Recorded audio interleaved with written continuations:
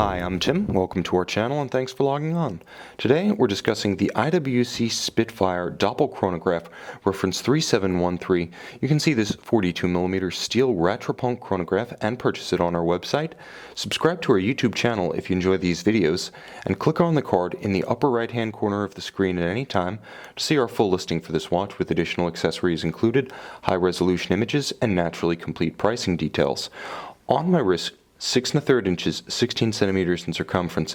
This 42mm watch is delightfully wearable. Now 42mm includes the round measurement of the case, so not including the crown or any of the three pushers, it's quite reasonable in its size compared to some of the modern IWC Pilot's references, and it's even more wearable when you take the lug-to-lug span and the thickness into account.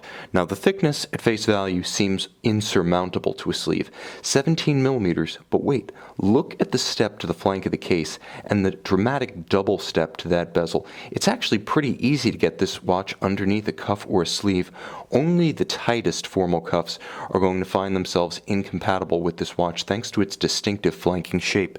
Now from lug to lug, 52mm is quite reasonable in this modern day and age, and it's made more so by two factors. One is the ease with which this matte black alligator leather strap simply pulls straight down around a tighter wrist. Second, I want to bring attention to the curvature of the lugs, which thrust down dramatically after they exit the flank of the case, so the watch sort of drapes itself over the wrist. I'll show it a good effect right here, but you can see how it does curve around the wrist. You can see next to my thumb how it's wrapping itself and doing the same on the opposite flank. So even if your wrist is smaller than mine, say down to 14 centimeters in circumference, you're going to be able to wear this watch with great proportion, style, and security.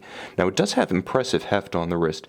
It has a fairly deep case profile with a solid screwed on caseback, so you do get that satisfying feel of a hefty luxury watch. I know that many people simply don't dig the feel of forged carbon, resin composites, titanium, or ceramic, and if you want that feel of a traditionally heavy luxury watch in steel, this watch delivers. Now the strap itself is a handsome but simple piece. It's a matte black rectangular scale monotone stitch alligator leather. So you can see that very traditional appearance. Because it isn't a shiny scale, it doesn't draw attention away from the centerpiece, which is the watch itself, but it is mildly bolstered as it approaches the lugs for a little bit more swell in body, and it's paired with a wonderfully adjustable and beautifully beveled IWC pin buckle for quick on-the-fly changes to sizing. Now, the case itself is beautiful and beautifully subtle because it makes effective use of contrasting finish. The first finish that I want to draw attention to is the beautiful mirrored chamfer that sort of diminishes as it approaches the center of the case. There's a little bit of a bevel along the flank of the lug that has a high polished surface, and it's straddled by satin on the flanks of the case and satin on the hoods of the lugs. Now if you look at the bezel, you'll see likewise the upper step has been polished, a thin sliver, almost like a silver halo. It frames this beautiful Spitfire style dial. The finish of this watch is simple but powerful, and the same goes for the dial itself. Now you can see the characteristics of the Spitfire dials to good effect here. First, a metallic finish, and the watch has a beautiful silver sunburst radiating out from center with a circular or concentric circular brushed grain to the hour track itself.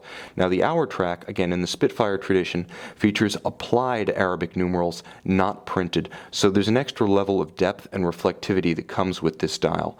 Finally, there's the multiple planes of the dial. Starting with the outer dial and stepping down to the center, it's continued by the countersunk subregisters as well as the beautifully stepped apertures for the day and the date.